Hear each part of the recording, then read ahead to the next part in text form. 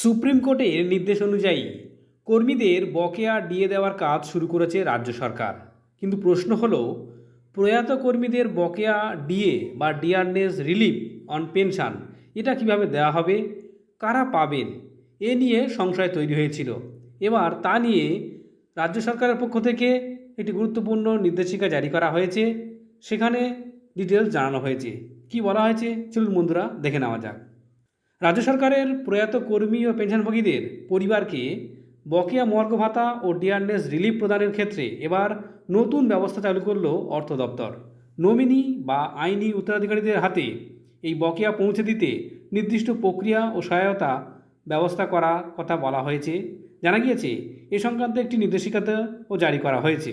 অর্থ দপ্তরের বিজ্ঞপ্তি অনুযায়ী 2008 সালের 1 এপ্রিল থেকে 2019 সালের 31 ডিসেম্বর পর্যন্ত বকেয়া ডিএ ও ডিআর প্রদানের ক্ষেত্রে বহু ক্ষেত্রে দেখা যাচ্ছে সংশ্লিষ্ট কর্মী বা পেনশনভোগী আর জীবিত নেই। সেই পরিস্থিতিতে তাদের নমিনি বা আইনি উত্তরাধিকারীরা কিভাবে এই অর্থ পাবেন তা স্পষ্ট করে দেওয়া হয়েছে।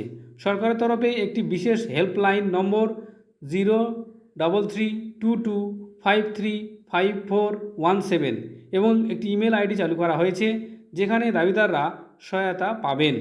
বিজ্ঞপ্তিতে জানানো হয়েছে, নমিনি বা আইনি উত্তরাধিকারীদের লিগ্যাল এয়ার সার্টিফিকেট থাকলে খুব ভালো। নির্দিষ্ট নথিপত্র বা ব্যাংক অ্যাকাউন্টের বিবরণ সহ সংশ্লিষ্ট দপ্তরে আবেদন করতে হবে।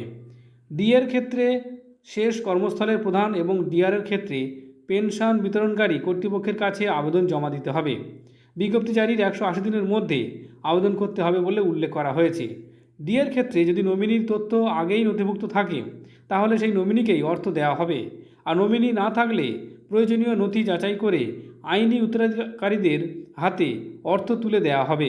অন্যদিকে ডিএর ক্ষেত্রে কর্মীর মৃত্যুর সময় অনুযায়ী আলাদা পদ্ধতি নির্ধারণ করা হয়েছে।